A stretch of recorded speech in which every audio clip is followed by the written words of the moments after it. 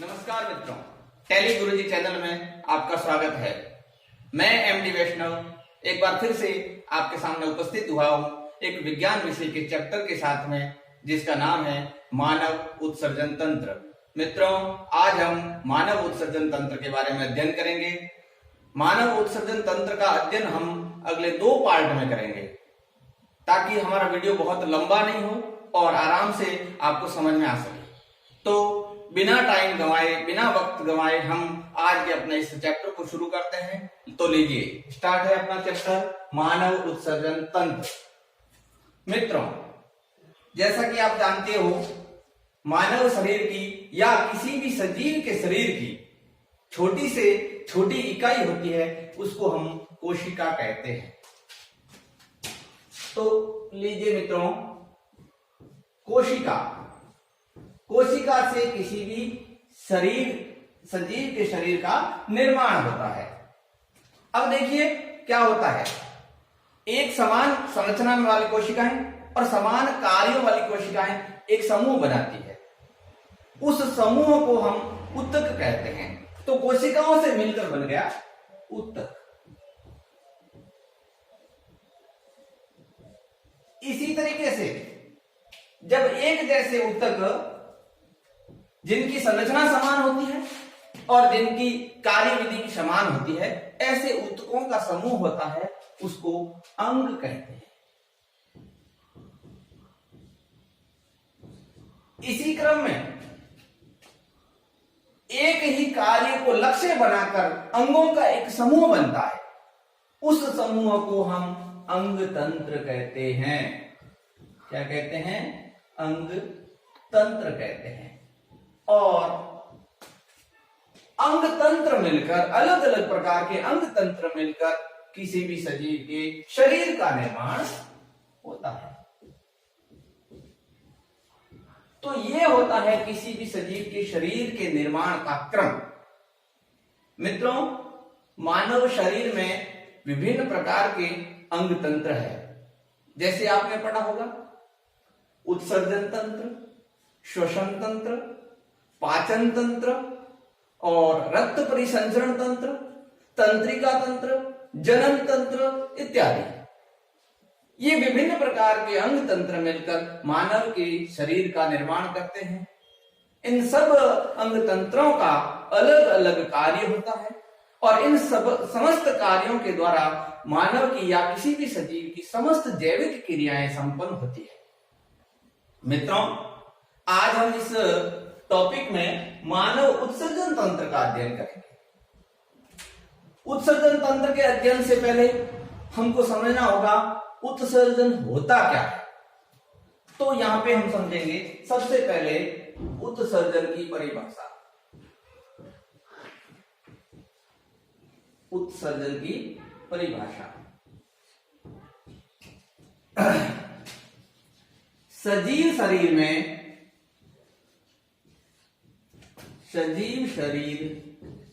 में विभिन्न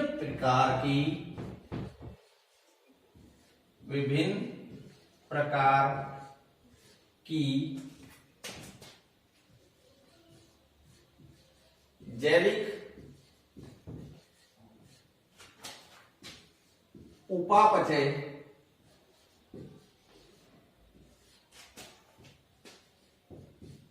क्रियाओं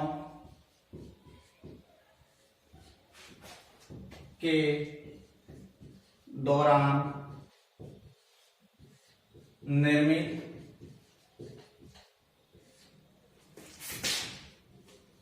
नाइट्रोजन युक्त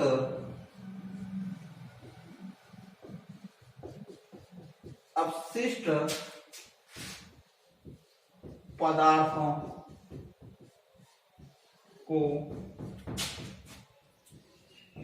शरीर से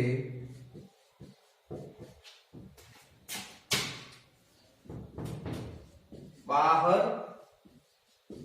निकालने की क्रिया उत्सर्जन कहलाती है।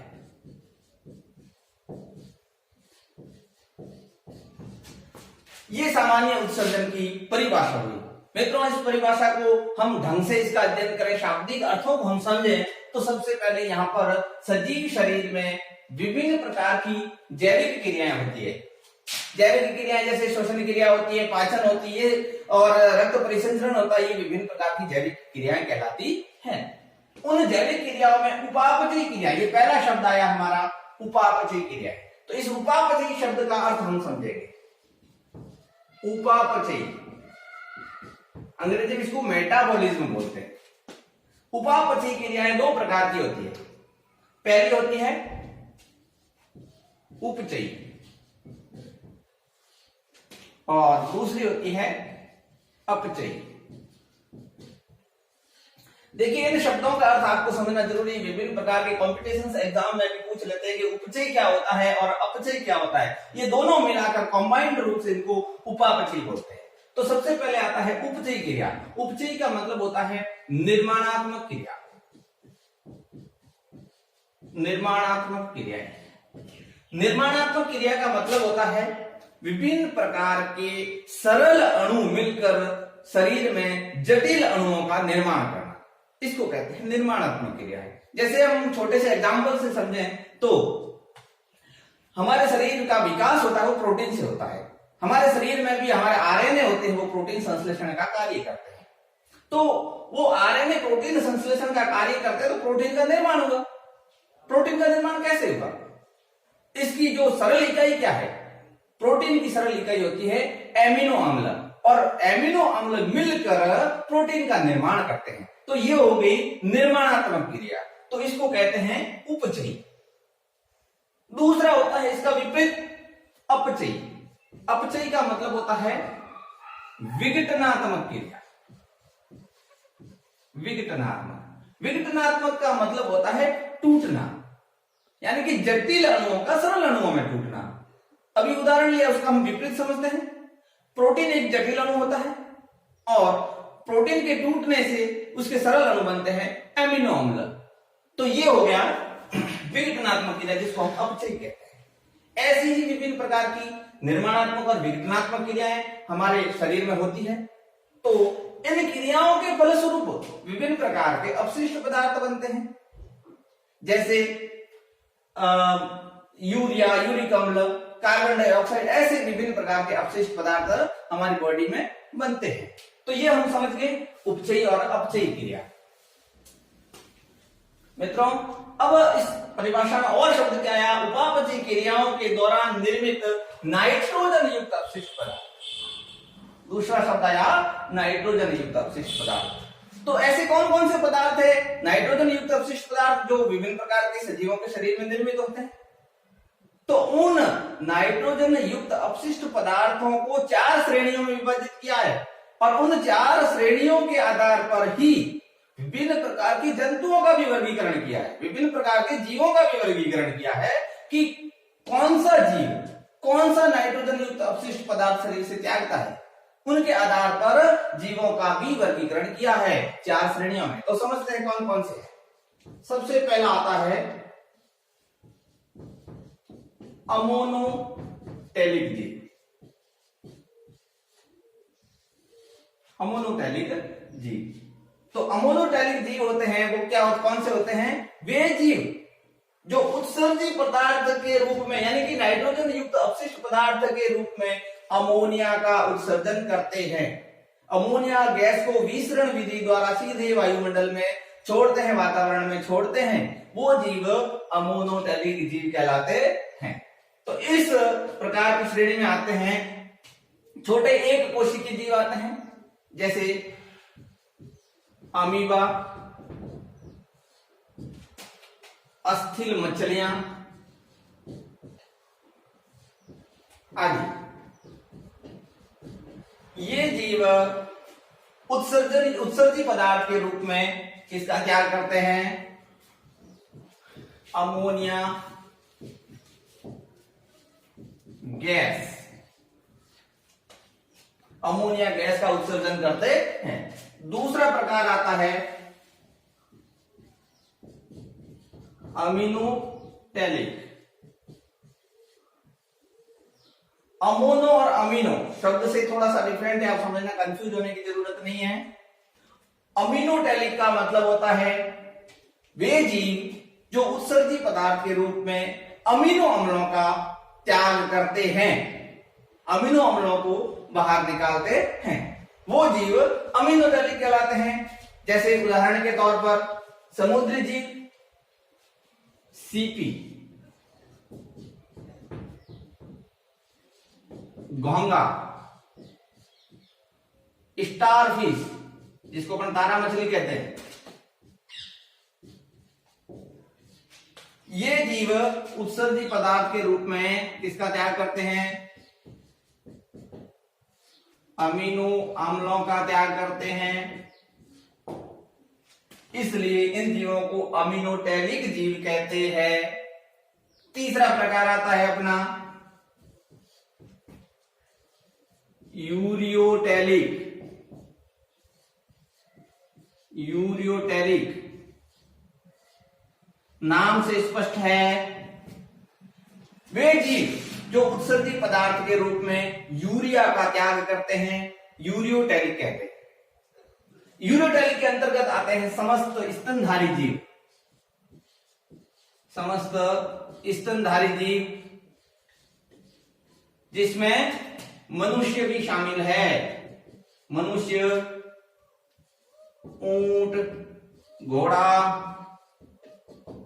भैंस आदि समस्त स्तनधारी जीव है वो यूरियोटैलिक प्राणियों के अंतर्गत आते हैं। देखिए मित्रों, होता क्या है, हमारे शरीर में, मानव की बॉडी में भी उपापचय क्रियाओं के दौरान अमोनिया गैस बनती है, लेकिन उस अमोनिया गैस को हमारा जो लीवर होता है, यकृत होता है, वो किस में बदल देता है? यूरिया में बदल देता है। अभी अपन इसी चैप्टर में आगे पढ़ेंगे कि यूरिया, यकृत भी एक प्रकार के उत्सर्जी अंग का कार्य करता है। तो वो इसी तरीके से करता है, जो अमोनिया गैस बनती है उसको किसमें बदल देता है? यूरिया में बदल देता है, और उस यूरिया का हमारा जो उत्सर्जन तंत्र है वो उत्सर्जन कर देता है, बाहर निकाल देता है। तो ऐसे जीव है वो यूरियोटैलिक जीव कहलाते हैं। और चौथा आता है यूरिकोटैलिक जीव। यूरिकोटैलिक जीव मित्रों, चौथा प्रकार यूरिकोटैलिक जीव, इसमें क्या होता है कि वे जीव जो उत्सर्जित पदार्थ के रूप में यूरिक अम्ल का उत्सर्जन करते हैं। किसका उत्सर्जन करते हैं? यूरिक अम्ल का उत्सर्जन करते हैं। ये उत्सर्जित पदार्थ होते, यूरिक अम्ल है वो मुख्य रूप से पक्षी वर्ग, देखिए कौन करते हैं उत्सर्जन? पक्षी वर्ग, कीट तथा सरीसृप। सरीसृप का मतलब होता है रेप्टाइल्स, यानी सांप। विभिन्न प्रकार के जो सर्प होते हैं वो भी उत्सर्जित पदार्थ के रूप में यूरिक अम्ल का उत्सर्जन करते हैं। ठीक है मित्रों, आपने देखा होगा पक्षी जब बीट करते हैं तो उस बीट में पीले रंग के रवे के रूप में छोटे छोटे दाने आपको दिखाई देते हैं, वो ही यूरिक अम्ल होता है।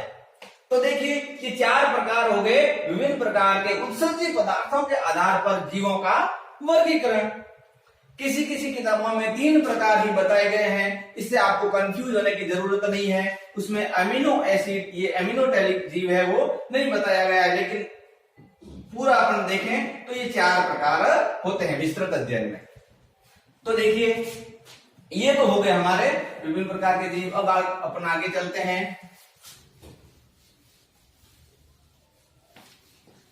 अब देखते हैं कि मानव के शरीर में, क्योंकि हम इस चैप्टर में मुख्य रूप से मानव के उत्सर्जन तंत्र का अध्ययन कर रहे हैं, इसलिए मानव में जो उत्सर्जन तंत्र पूरा बनता है उसके सहायक अंग कौन कौन से हैं और मुख्य अंग कौन सा है उत्सर्जन में जो अपनी भूमिका निभाते हैं। तो देखिए प्रमुख उत्सर्जी अंग, देखिए मानव के उत्सर्जन तंत्र में मुख्य भूमिका होती है वृक्क की।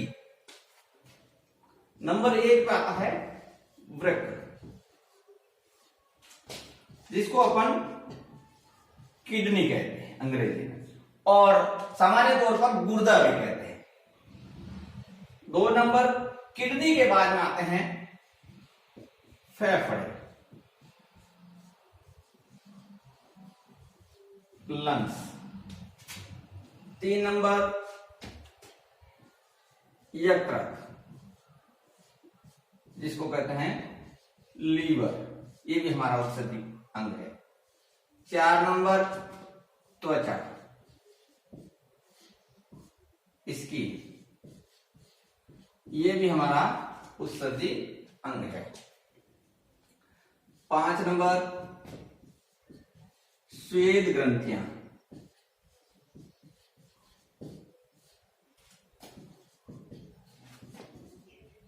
स्वेद ग्रंथियां। तो ये स्वेद ग्रंथियां, अब ये 5 प्रकार के हमारे उत्सर्जी अंग है। इनका देखो कैसे कैसे कार्य करते हैं, पहले मैं शॉर्ट में बता देता हूं, आपको समझ लीजिए। सबसे पहला आता है वृक्क, किडनी, इसकी तो हम विस्तृत अध्ययन इसमें कर लेंगे। दूसरा आता है फेफड़े। फेफड़े कैसे उत्सर्जी अंग के रूप में कार्य करते हैं वो बता देता हूं मैं। हम श्वसन क्रिया करते हैं, श्वसन क्रिया के दौरान हम ऑक्सीजन गैस, ऑक्सीजन से समृद्ध वायु को हम फेफड़ों के अंदर लेते हैं, जिसमें से जो ऑक्सीजन होती है वो हमारे ब्लड के अंदर एक हीमोग्लोबिन नामक पदार्थ होता है, उस हीमोग्लोबिन के साथ जुड़ के शरीर के विभिन्न अंगों तक पहुंच जाती है, और वहां पर उपापचयी क्रियाओं के दौरान बनी कार्बन डाइऑक्साइड गैस को वापस हीमोग्लोबिन ग्रहण कर लेता है, और उसके साथ जुड़ी हुई ऑक्सीजन है उसको उस अंगों तक छोड़ देते हैं, और फिर कार्बन डाइऑक्साइड गैस का परिवहन करके रुधिर वापस फेफड़ों के अंदर लाकर छोड़ देता है, और फेफड़ों के द्वारा उच्च श्वसन की क्रिया के द्वारा बाहर निकाल दिया जाता है। इसका विस्तृत अध्ययन हम श्वसन तंत्र में करेंगे। तो इस तरीके से फेफड़े भी हमारे एक प्रकार से उत्सर्जी अंग का कार्य करते हैं। दूसरा यकृत, यकृत का मैंने आपको पहले ही बता दिया, हमारे शरीर के अंदर बनने वाले जो अमोनिया गैस है, जो एक नाइट्रोजन युक्त अपशिष्ट पदार्थ है, जो हम सीधा शरीर से बाहर नहीं निकाल सकते, उसको अमोनिया को यूरिया में बदलने का कार्य हमारा यकृत करता है। त्वचा का कार्य, हमारे शरीर में से जो ये स्वेद ग्रंथियां हैं, स्वेद ग्रंथियां हमारे शरीर में बनने वाले जो अनावश्यक हानिकारक लवण हैं उनको हम पसीने के साथ बाहर निकालने का कार्य स्वेद ग्रंथियां करती है। इसके अलावा त्वचा में से हमारे शरीर के अंदर बनने वाले मोम रूपी पदार्थ, जिनको हम सीबम कहते हैं, सीबम, जैसे चेहरे पे फुंसियां होती है उसमें से मोम जैसा पदार्थ निकलता है, उसको सीबम बोलते हैं, उसको बाहर निकालने का जो कार्य करती है वो त्वचा करती है। इस तरीके से ये मुख्य उत्सर्जी अंग है। अब हम विस्तृत अध्ययन करेंगे मानव उत्सर्जन तंत्र का, जिसमें हमारा ये पूरा जो चित्र मैंने आप पहले बना रखा है समय की बचत के लिए, ताकि समय ज्यादा नहीं लगे। तो हमारा उत्सर्जन तंत्र,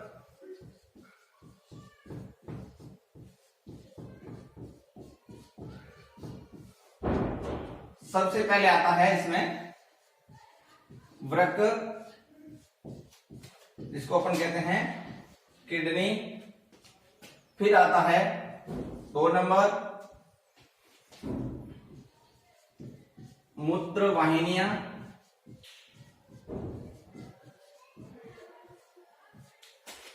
जिसको कहते हैं यूरेटर। फिर आता है 3 नंबर मूत्राशय, जिसको कहते हैं यूराइन ब्लैडर।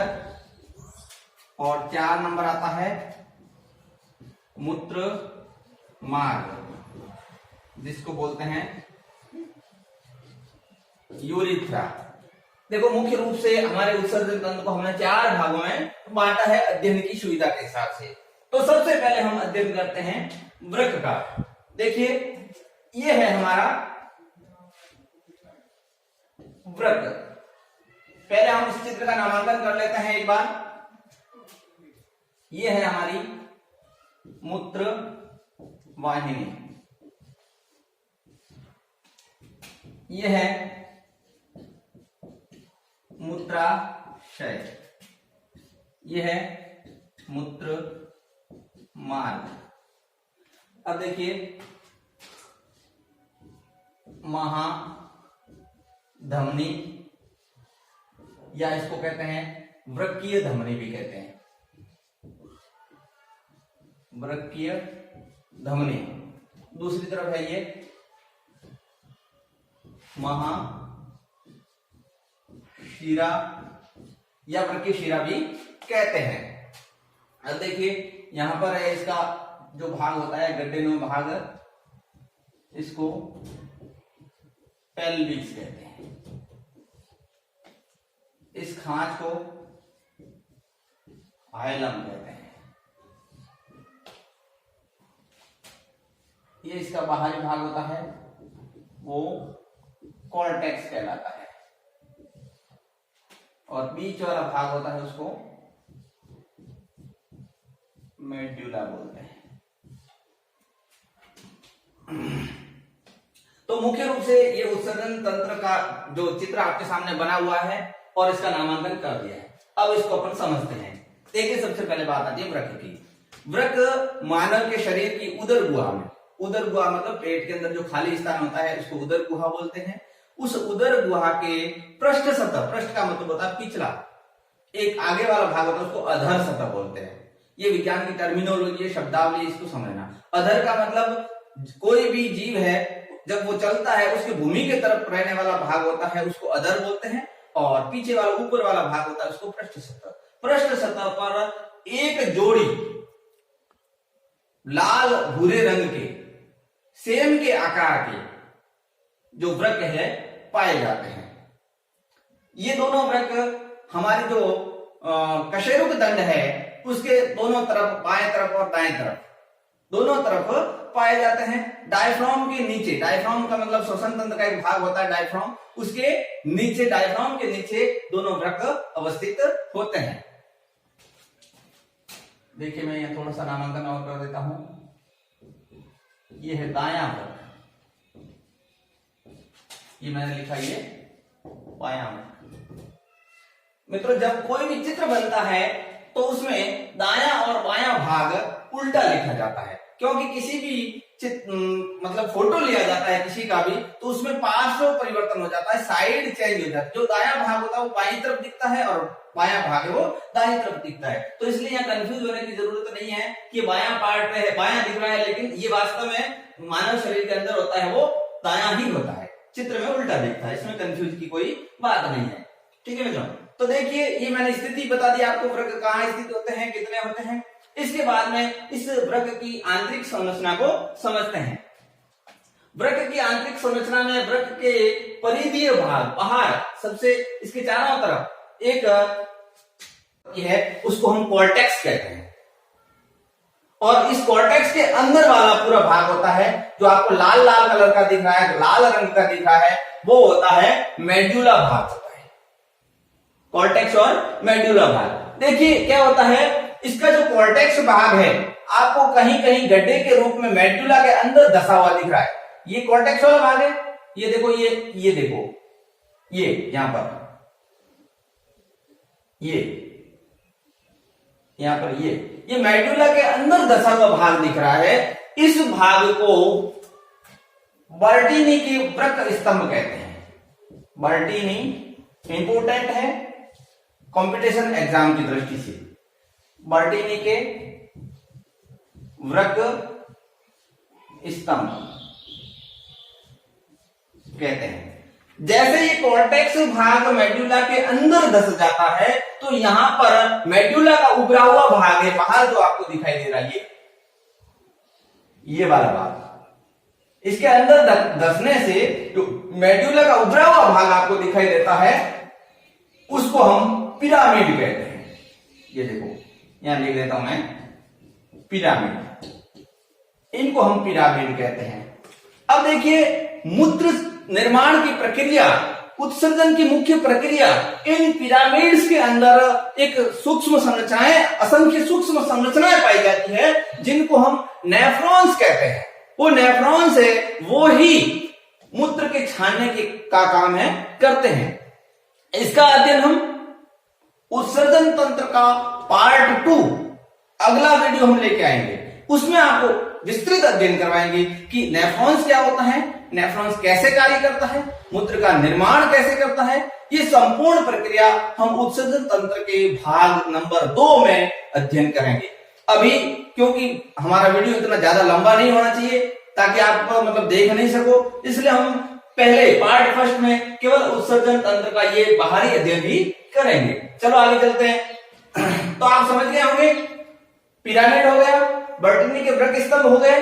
अब इसके अंदर नेफ्रॉन्स पाए जाते हैं, असंख्य नेफ्रॉन्स। ऐसी संरचना होती है इनकी, असंख्य नेफ्रॉन्स पाए जाते हैं। और इन नेफ्रॉन्स की जो नलिकाएं होती है जिनमें मूत्र बहकर आगे जाता है, वो मूत्र यहाँ पर इस गड्ढे में एकत्रित होता है सभी जगह से, चारों तरफ से। और इस भाग को हम कहते हैं पेल्विस। जहां पर नेफ्रॉन्स की जो संग्रह नलिका है मूत्र को लाकर इकट्ठा करती है, उस भाग को हम पेल्विस कहते हैं। ये हो गया आपका पेल्विस। अब इस पेल्विस से एक लंबी नलिका जुड़ी होती है जिसको हम मूत्र वाहिनी कहते हैं। पेल्विस से एक लंबी नलिका जुड़ी होती है, उसको हम मूत्र वाहिनी कहते हैं। यह इन नेफ्रॉन्स के द्वारा बने हुए मूत्र को इकट्ठा करके सीधा मूत्राशय तक लाने का कार्य करते हैं। जिस तरीके से ये वृक्क कर रहा है, इसी तरीके से ये वृक्क भी उत्सर्जन की संपूर्ण प्रक्रिया को करके मूत्र का निर्माण करके उस मूत्र को मूत्राशय तक लाकर इकट्ठा करते हैं। तो ये लंबी दो नलिका, एक जोड़ी नलिका होती है जिनको मूत्र वाहिनियां कहते हैं। लगभग 25 से 30 सेंटीमीटर लंबी ये नलिकाएं होती है जो आगे जाकर एक थैलेनुमा संरचना, पेशीय थैला, जिसको हम कहते हैं मूत्राशय या यूराइन ब्लैडर कहते हैं। इस यूराइन ब्लैडर से ये दोनों नलिकाएं जुड़ती है और इसमें मूत्र को लाकर इकट्ठा करती है। यह एक थैला होता है जो कम से कम 500 से 600 ml मूत्र को अपने में एकत्रित करने की क्षमता रखता है। और यह जो मूत्राशय है, इसका एक भाग, एक सिरा होता है जिसको मूत्र मार्ग कहते हैं। इस मूत्र मार्ग के द्वारा मूत्र को समय समय पर शरीर से बाहर त्याग दिया जाता है। तो ये होगा हमारा मूत्राशय। इसमें क्रमांकुंचन गति होती रहती है। जब भी हमारे शरीर मूत्राशय में मूत्र एकत्रित हो जाता है ज्यादा, तब इसके अंदर क्रमांकुंचन गति होती है और उसके द्वारा मूत्र को शरीर से बाहर त्याग दिया जाता है। तो इस तरीके से मूत्राशय से मूत्र को बाहर त्याग दिया जाता है। अब देखिए, ये जो धमनी और महाधमनी और महाशिरा है, इनका कार्य होता है शुद्ध और अशुद्ध रुधिर को वृक्क तक लाने का, और यहाँ से जब मूत्र छनकर अलग हो जाता है तब शुद्ध रक्त को ले जाने का कार्य ये दोनों महाधमनी और महाशिरा करती है। तो ये हो गया हमारा उत्सर्जन तंत्र का एक पहला पार्ट, जिसके माध्यम से मैंने आपको बताया, समझाया, आपको समझ में आ गया होगा, ऐसी मेरी आशा है। तो ये हमारा उत्सर्जन तंत्र का पार्ट फर्स्ट हो गया। इसके साथ में कंटिन्यू हम उत्सर्जन तंत्र का पार्ट 2 लेकर आपके सामने आएंगे। उसको भी आप अच्छे से अध्ययन करना, इस वीडियो को पूरा देखना। आपको मेरी गारंटी है कि आपको समझ में आ जाएगा, कंप्लीटली समझ में आ जाएगा। लेकिन आपके साथ मेरी शर्त यह है कि आपको मेरा वीडियो ये पूरा देखना है, तभी आपको समझ में आएगा। आपको कक्षा स्तर से लेकर कंपटीशन के एग्जाम तक के जो महत्वपूर्ण क्वेश्चंस इसमें से बनते हैं, वो सारे इसके अंदर मैंने इंक्लूड कर दिए हैं। और इसके बाद हमारा सेकंड वीडियो आएगा। उस वीडियो के अंत में मैं इस पूरे उत्सर्जन तंत्र से संबंधित बनने वाले इंपोर्टेंट क्वेश्चंस जो प्रतियोगी परीक्षाओं की दृष्टि से महत्वपूर्ण हैं, उनको भी मैं लास्ट में आपको बताऊंगा। तो उसको आप ध्यान से पढ़ लेना। और वो प्रश्न विभिन्न प्रकार के प्रतिस्पर्धा योग्यता प्रतिस्पर्धी परीक्षाओं में आने की संभावना बहुत ज्यादा रहती है। तो धन्यवाद मित्रों। अब आपको अगर मेरा ये वीडियो पसंद आया हो, आपको समझ में आ गया हो, हकीकत वास्तव में समझ में आ गया हो, तो मेरे वीडियो को आप लाइक करना, कमेंट करना और सबसे पहले मेरे चैनल को सब्सक्राइब जरूर कर देना, ताकि आने वाला मेरा अगला कोई भी वीडियो तुरंत आपको प्राप्त हो जाए और आपकी जो चल रही तैयारी है उसमें एक हेल्पफुल साबित हो जाए। इसी के साथ में धन्यवाद, नमस्कार मित्रों, जय हिंद।